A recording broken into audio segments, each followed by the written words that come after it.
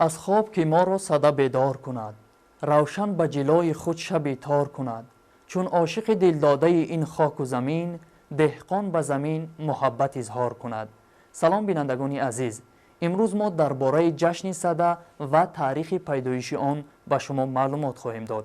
صده یکی از جشن‌های قدیمی موسمی خلقیت‌های آریایی نژاد به شمار می‌رود که آن را روز دهم ماه بهمن سالشماری شمسی تجلیل می‌کردند و مطابق سالشماری میلادی به پایان شب سیوم و آغاز روز 31 ینور راست می‌آید. ناگفته نماند که اجدادان ما صده را پس از 40 شبانه روزی آمدن شب یلدا یا خود پس از گذشتن چیله کلان زمستان تجلیل می‌کردند.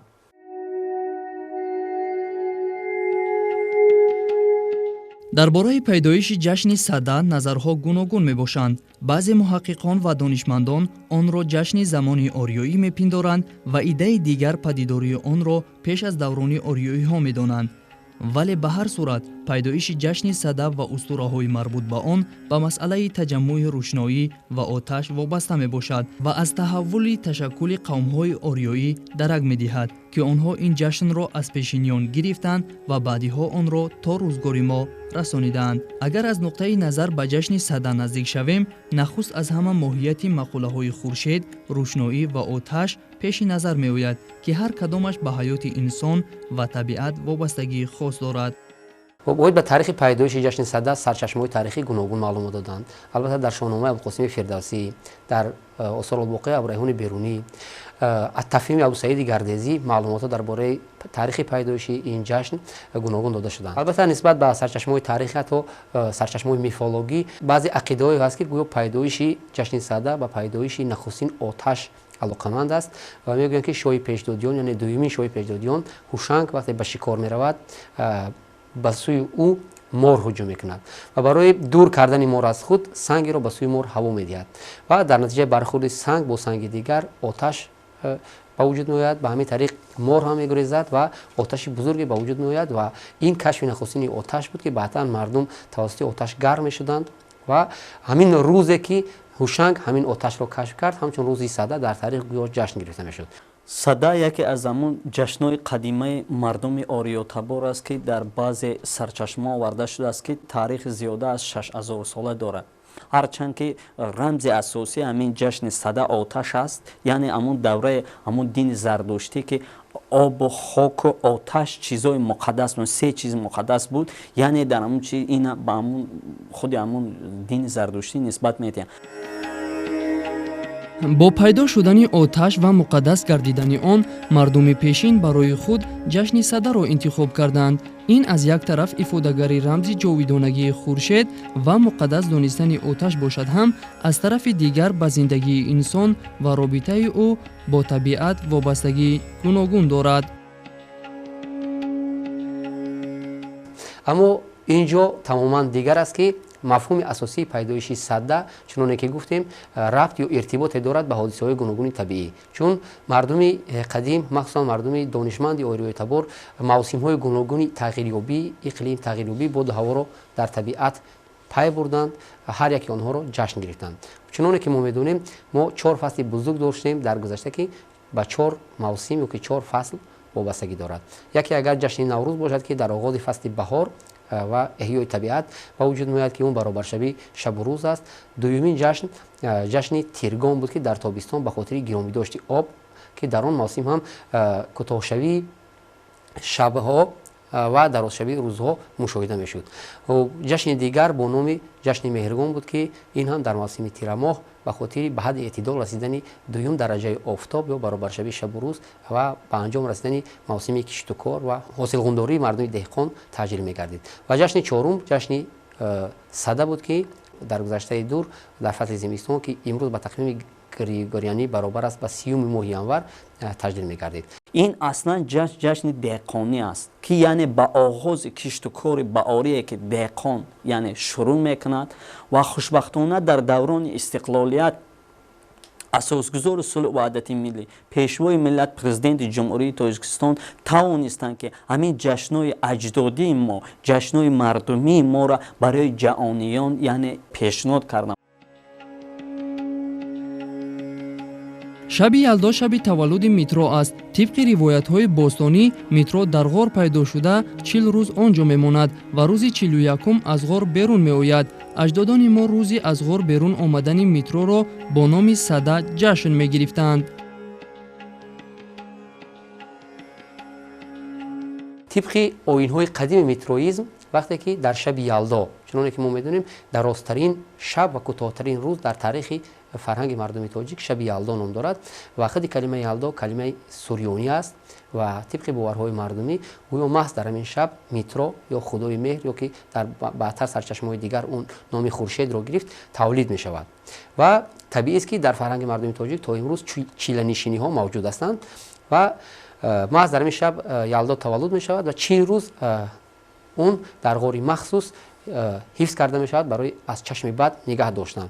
имрӯз ҳам вақте ки дар хонадони мардуми тоҷик тифл ба дунё мерасад ҳатман 40 рӯз онро дар хона нигоҳ медоранд, кӯшиш мекунанд ки ба ӯ чашми бад нарасад, нерӯҳои манфӣ ба ӯ зиён нарасонад. ин аз ҳамон оинҳои қадим сарчашма ва маншаъ мегирад ва пас аз 40 рӯз дар шаби махсус ки ӯ гӯё аллакай тифли комил шуд, ӯро аз ҳамон паси кӯҳ берун мекарданд ва мегуфтанд ки акнун бояд ки деви сарморо амин меҳр ё митро шиканад ва ба мардум нерӯу гармию қуввату тавонӣ бахшад ва барои ба ӯ қувват додан ба ӯ омӯхтани нерӯҳои гармӣ махсусан қувваи гармӣ ҳатман оташафрӯзӣ мекарданд, гулхан меафрӯхтанд ва мегуфтанд ки бояд ки ӯ аз гулхан нерӯ бигирад ва аз ҷониби дигар дар калимаи таъссуб кардан ба он аст ки мегуфтанд ки бояд ки ба он шабоҳат гирифта ба мардум гармӣ диҳад.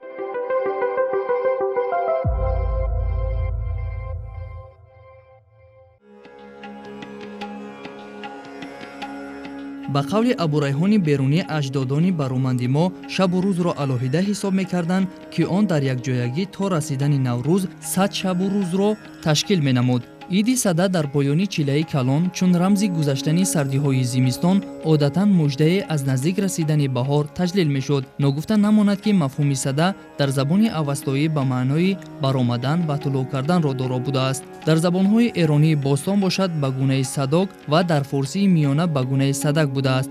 оид ба истилоҳи сада низ фикрҳои гуногун мавҷуд бошад ҳам онҳо ба ҳамдигар умумият дошта қадимияти ин ҷашнро тасдиқ менамоянд. албатта дар ашъори шоирони классик, дар осорулбоқия абурайҳони берунӣ, дар дигар сарчашмаҳо ҳам калимаи сада гӯё аз он ба вуҷуд омада бошад ки аз сада то наврӯз 50 рӯз боқӣ мемонад ва дар гузашта гӯё аҷдодони мо солшумори рӯзҳоро шабу рӯз ҳисоб мекарданд. яъне ин 50 баробар мешавад ба 50 шабона рӯз ки 100 мешуд дар маҷмӯъ ва мегуфтанд ки то омадани наврӯз, то омадани мавсими гармӣ аллакай 100 рӯзи дигар монд ва хурсандӣ мекарданд, ҷашни садаро таҷлил мегирифтанд. аммо ақидаи дигар донишмандон ҳам ҳаст ки ин сада албатта аз ҳамин калимаи сади тоҷикӣ аст воқеан, аммо ин мавсими аз сада то наврӯз шуморидан нест, баръакс ин аз меҳргон то сада аст ки 100 рӯзро дар бар мегирад ва барои ҳамин онро сада мегуфтанд ки аз як то иди дигар аллакай 100 рӯз гузашт. хуб ба ҳар хотир мо бояд бигӯем ки калимаи сада сирф калимаи тоҷикӣ аст. мо боиси хушнудии мо аст ки ин ҷашни мо аст ва ба ҳамин хотир ҳамин худи калимаи сада маънояш 100 рӯз ё ки саде аст ки мардум ба хотири ҳамин аз як қувва ба қувваи дигар расидан, аз як муҳит ба муҳити дигар расидан 100 рӯз фаро мерасад, ба ҳамин хотир хурсандӣ мекарданд.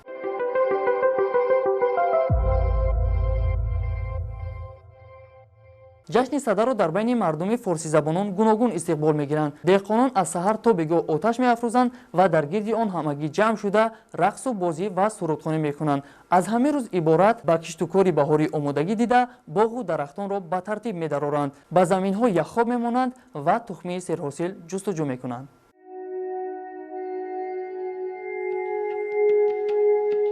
ба гуфти бархе аз донишмандон ҳамин ки аз зимистони бузург 100 рӯз мегузашт, мардум ҷашни оташ яъне садаро барпо менамуданд. онҳо бовар доштанд ки лаҳзаҳои сармои ҷонкоҳ гузаштаасту нармию гармӣ вориди рӯзгори мардум шудааст. аз гузаштани сармои шадид ки нерӯи аҳриманӣ аст хушҳолӣ карда аз дашту саҳро ҳезум ҷамъ оварда хирмани бузург месохтанд. баробари расидани торикӣ он хирмани ҳезуму хасу хушукро оташ мезаданд ки аз оташ ҳама ҷо фурӯзон мегашт ва дар гирди он рақсу бозию хушҳолӣ менамуданд.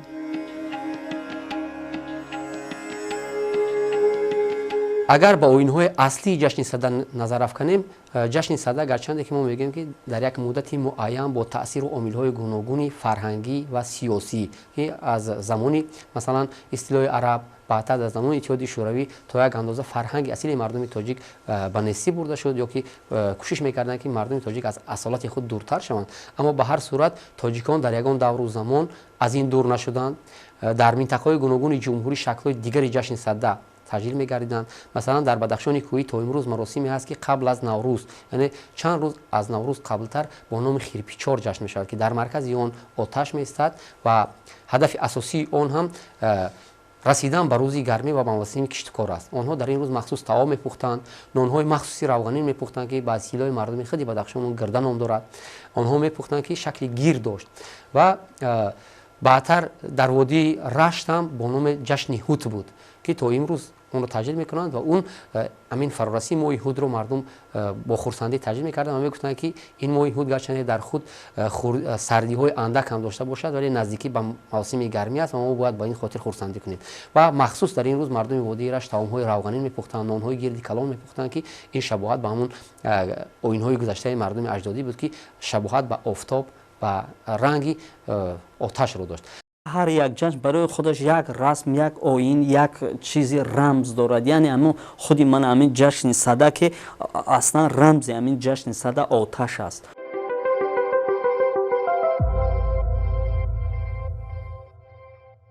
дар замони истиқлолият ҷашни сада баробари дигар маросиму суннатҳои миллиамон умри дубора пайдо карда, таҷлили ҳарсолаи он ба ҳукми анъана даромад ва дар радифи дигар ҷашнҳои миллиамон ба қонунгузории мамлакат ворид гардид.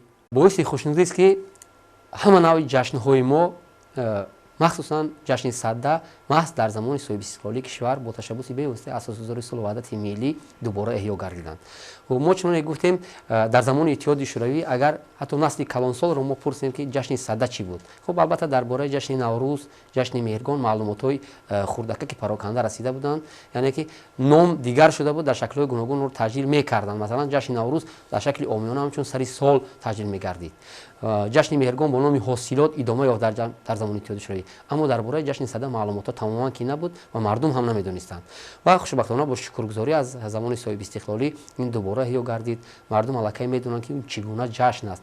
ва муждаи дигар ин аст ки мо бояд бигӯем ки соли 2020 аз ҷониби коршиносони мероси фарҳанги ғайримоддӣ ки банда низ ҳайати гурӯҳи корӣ ҳастам, ҷашни сада ҳам ҳуҷҷатгузорӣ шуд ба дафтари ЮНЕСКО барои сабти ном шудан дар рӯйхати мероси фарҳанги ғайримоддӣ ба шариат пешниҳод шудааст. мо мутмаин ҳастем ки дар солҳои оянда коршиносони ЮНЕСКО ин ҷашни моро ҳам пазироӣ мекунанд ва дар қатори Наврӯз ҷашни сада ҳам ҷаҳонӣ мешавад. чуноне ки мо медонем имрӯз ҷашни Наврӯз аллакай ба рӯйхати репрезентативии ЮНЕСКО сабти ном шудааст ва мардум онро истиқбол мекунанд. ва мо боварӣ дорем ки дар солҳои 2023 ё 24 чун дар навбат аст, ҳатман ҷашни сада ҳам мавриди омӯзиш қарор мегирад, чунки ин ҷашни сада дар якҷоягӣ бо ҷумҳурии исломии Эрон аз ҷониби коршиносони тоҷик ҳуҷҷатгузорӣ шуд, таҳия гардид ки он чӣ гуна ҷашн аст, дар тӯли таърих чӣ гуна буд ва имрӯз чӣ шукӯҳу шаҳомат дорад.